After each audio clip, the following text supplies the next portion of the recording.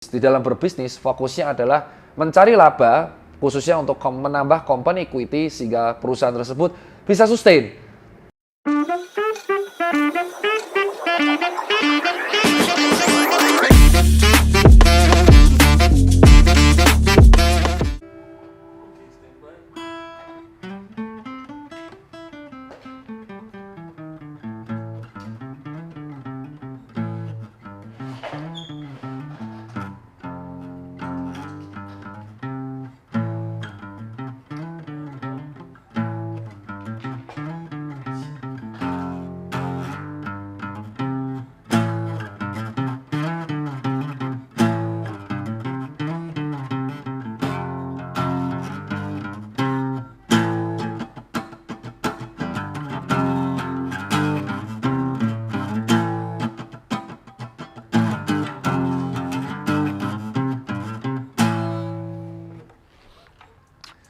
Oke, pada kali ini kita akan membahas sebagai saya disclaimer seorang Tirta, yaitu seorang pengusaha yang kebetulan menempuh pendidikan S2 di bidang Magister Bisnis di ITB.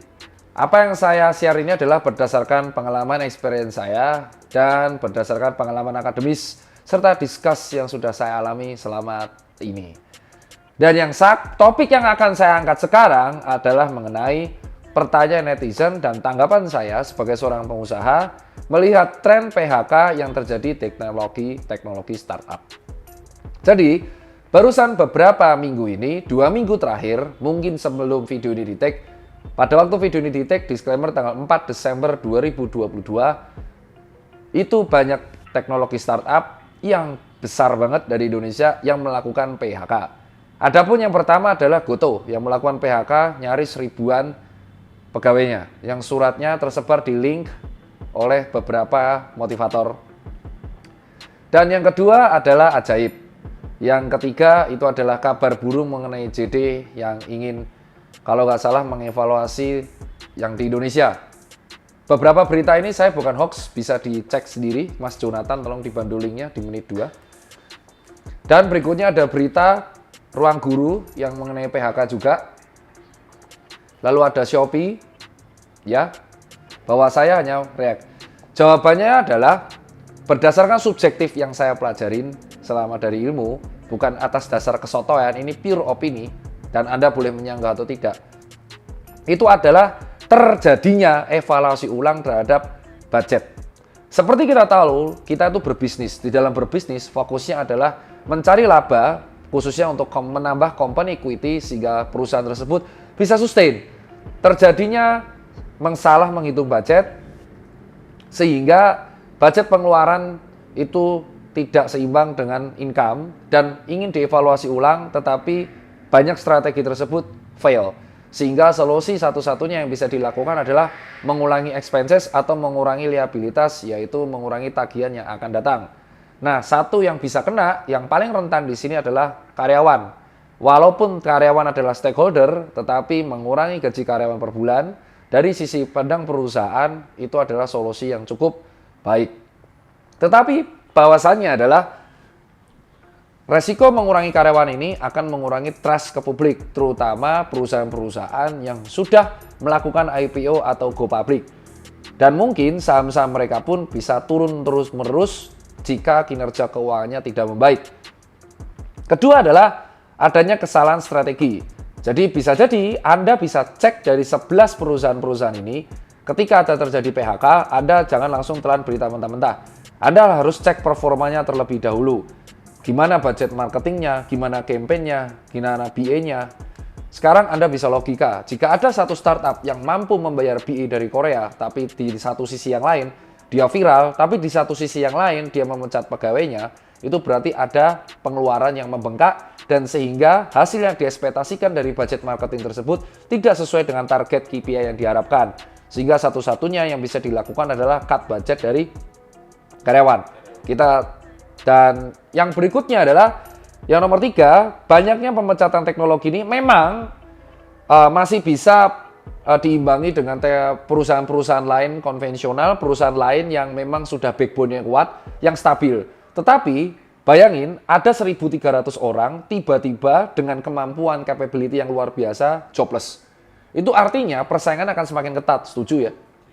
Sehingga ini akan membuat orang-orang yang mencari pekerjaan itu sangat banyak.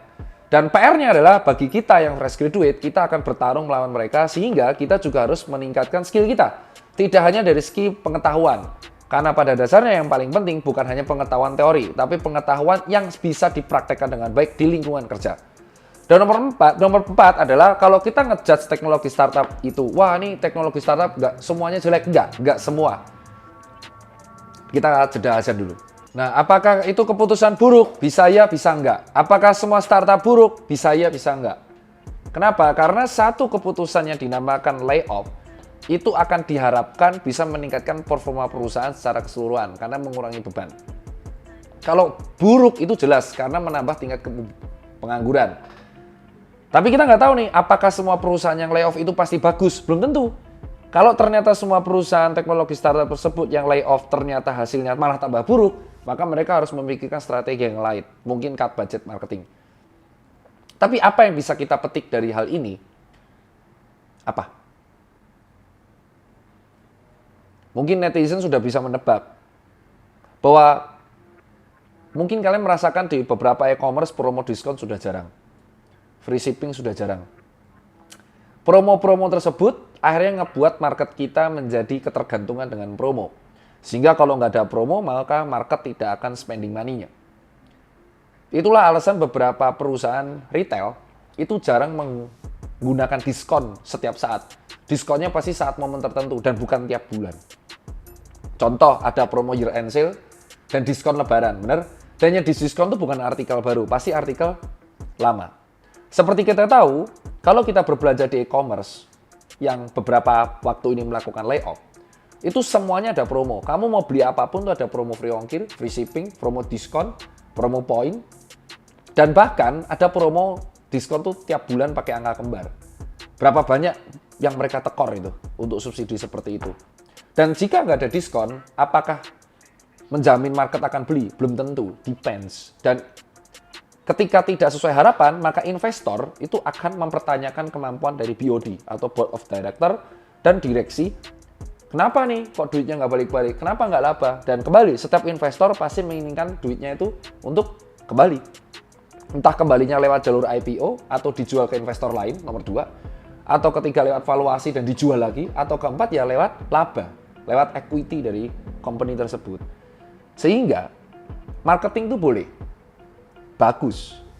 Tetapi harus dievaluasi dan disesuaikan dengan keadaan dan kondisi keuangan dari perusahaan atau financial.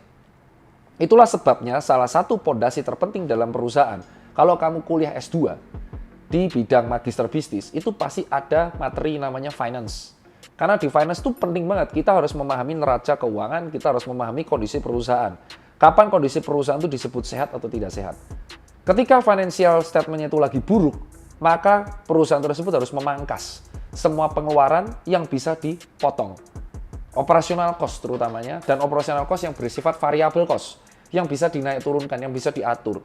Yang saya takutkan adalah untuk menghemat pengeluaran ini, maka perusahaan akan memberlakukan sistem kontrak terhadap pegawai ya. Jadi nggak ada lagi pegawai tetap. Dan ini akan menyebabkan instability dan high turnover.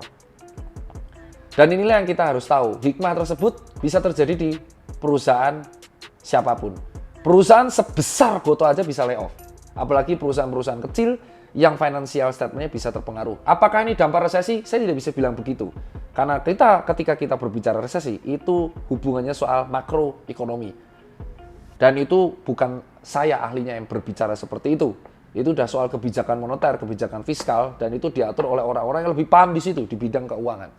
Tetapi kita belajar dari sisi lain, bahwa kalau Anda ingin membuat perusahaan dan Anda running, apalagi Anda memimpin perusahaan, even toko kelontong, itu sebenarnya Anda memimpin perusahaan. Even itu toko kelontong. Tukang bakso itu dia pengusaha. Kalian harus memperhitungkan financial statement. Kalau di kalangan orang ngomong namanya adalah rekap keuangan. Harus bisa. Jangan sampai karena kita pengen naikin awareness terus, kita ngebuat perusahaan menjadi bleeding. Pinjam itu memang jawaban sementara. Tetapi ketika Anda pinjam, Anda akan terlilit dalam debt yang Anda harus bayar interestnya, yaitu debt bersama bunganya. Dan Anda harus punya jaminannya. Jadi jangan menganggap Anda pinjem lalu Anda habiskan buat awareness total. Apakah semua keviralan itu akan menjadi sales? Itu yang menjadi pertanyaan terbesar. Belum tentu. Belum tentu. Viral itu bisa dikatakan efektif kalau awareness tersebut bisa di-convert semuanya menjadi interest dan akhirnya menjadi sebuah sales. Kalau cuma viral doang tapi nggak ada yang laku, buat apa? Ya kan? Kalau viral doang tapi nggak ada yang beli, buat apa? Kamu terkenal doang tapi nggak ada yang beli. Kamu mungkin akan ingat namanya Odading. Kamu akan ingat namanya es kepal. Kamu akan ingat namanya kopi dalgona, teh dalgona. Bisnis yang dibangun dari viralitas semata tanpa punya pondasi yang kuat, hanya untuk mengincar awareness, itu akan rentan turun juga. Namanya teori roket, cepat naik, cepat turun. Maka yang paling sulit dalam membuat bisnis adalah membangun atau membuild sebuah legasi yang menjadi sustain. Itu alasan semakin besar perusahaannya, dia ibarat gajah. Semakin besar perusahaannya, semakin susah dia bergerak. Contoh, Anda pernah cek Toyota? Ketika Toyota itu di Indonesia menghadapi gempuran mobil listrik dari Hyundai, apakah Toyota langsung buru-buru mengeluarkan mobil listrik di Indonesia? Enggak. Wait. Mereka menunggu dan baru akhirnya mereka mengeluarkan Innova Zenix. Dan itu pun bukan pure elektrik, tapi hybrid. Why? Karena mungkin mereka sudah mengalami riset, oh ternyata bagi orang Indonesia mobil listrik itu mahal. Dan ketika Innova Zenix dikeluarkan, apakah Innova Reborn di stop? Enggak. Tetap dikeluarkan. Di Innova Zenix ini adalah bukti dari perusahaan besar itu justru akan lebih mengamati keadaan market. Semakin besar perusahaannya, semakin susah mereka untuk melakukan inovasi. Dan mereka harus semakin berhati-hati. Karena segala keputusan sekecil apapun itu akan berpengaruh. Contoh Pertamina. Mereka hanya menaikkan harga bensin pertalite. Itu hitungannya dari 6.500 ya. Dari 10.000, 3.500. Jauh lebih murah daripada pom bensin yang lain. Tapi impact-nya, mereka mendapatkan serangan beruntun dari kompetitor. Dan itu berpengaruh ke sentimen netizen. Only 3,000. Dan itu adalah bukti bahwa perusahaan yang besar, semakin besar perusahaannya, itu justru mereka harus semakin berhati-hati dalam melakukan sesuatu, tidak gegabah. Dan itulah yang harus kita pahami hikmahnya. Ketika Anda running perusahaan, Anda harus pisahkan tidak melulu soal awareness. Kesuksesan itu bukan soal follower. Follower Dr. Tirta 2,4 juta. Apakah semua orang 2,4 juta itu bakal periksa ke Dr. Tirta? Apakah semua orang 2,4 juta follower Tirta itu adalah follower real? Apakah semua 2,4 juta follower itu akan membeli sepatu atau mencuci sepatu? Enggak. Media sosial itu adalah sebuah media. It's just another media untuk advertise. Kalau Anda tidak bisa memaksimalkan message, pesan yang Anda punya dan menyampaikan ke publik dengan baik, maka media tersebut akan menjadi media yang fail. Dan itu adalah pesan saya buat teman-teman. Jadi teman-teman itu jangan memandang sesuatu kesuksesan itu dari jumlah follower, jumlah viral, jumlah engagement. Kesuksesan yang real itu adalah benar-benar di-convert menjadi sales. Tidak hanya sekedar dibicarakan, tetapi menjadi sales. Karena endingnya, kita tidak perlu munafik. Kita makan tuh pakai uang. Kita makan bukan pakai exposure. Sekian.